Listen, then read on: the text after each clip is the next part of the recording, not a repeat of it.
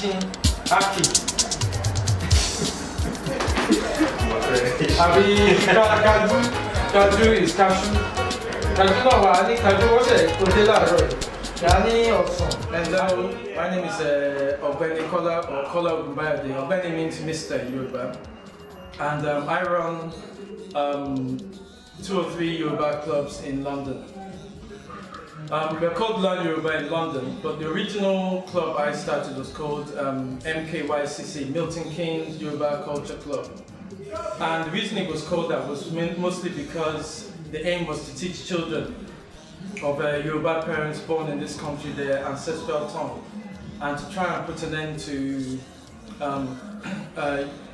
parents using English as their language of instruction, and to also try and destroy the myth that learning another language affects their English. This is wrong, and thankfully, my own daughter is the main reason why these clubs were set up anyway in the first place. And over the last 3 years, because I started doing the Yoruba clubs in Milton Keynes in 2011, I think, and 2012 I started them in London.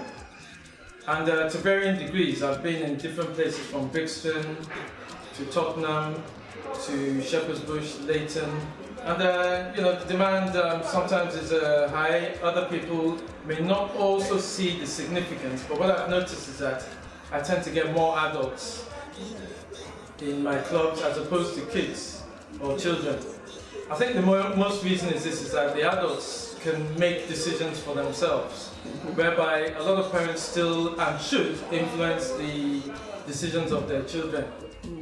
But this is not always good, because it's always good for children to learn from a younger age so that they don't grow up to regret, like a lot of the adults that come to our classes that feel that there is something missing.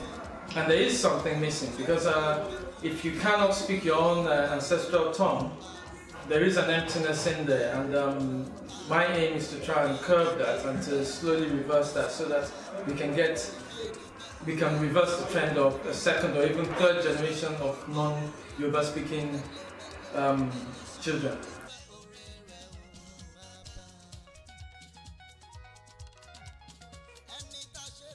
It's colonial mentality. Most of the reasons why most sub-Saharan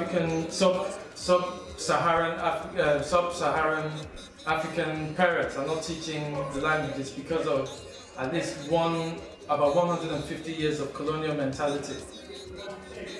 Our ancestors that started going to school in the 1850s up to the early 1900s, they were discouraged from speaking Yoruba. In fact, many would be taxed and then flogged for speaking what was called the vernacular. You can't call our own native tongue a vernacular. It was there before Europeans came.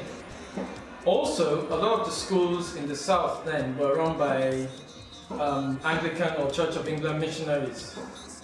So another thing was that a lot of our ancestors would have to convert to Christianity, and even in some cases change their surname and their first name to European names. So, in effect, that was quite damaging to the culture as well.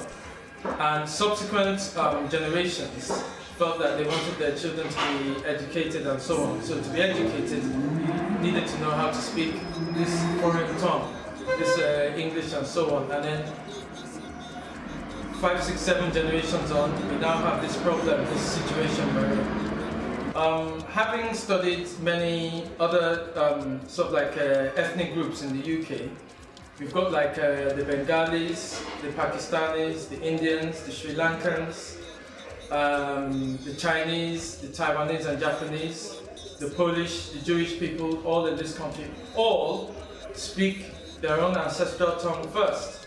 And you cannot know, and because children are very impressionable and they learn very quickly.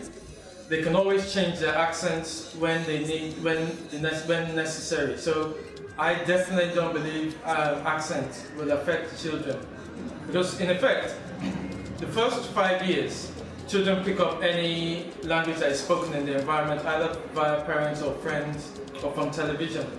Once they go to school, they then start learning English for the first 2 years minimum. They learn English as a language of instruction. What that means is that they learn how to speak it even more effectively, they learn how to read and write in this language. And I think we should do the same as well, teach our children also to learn to read and write.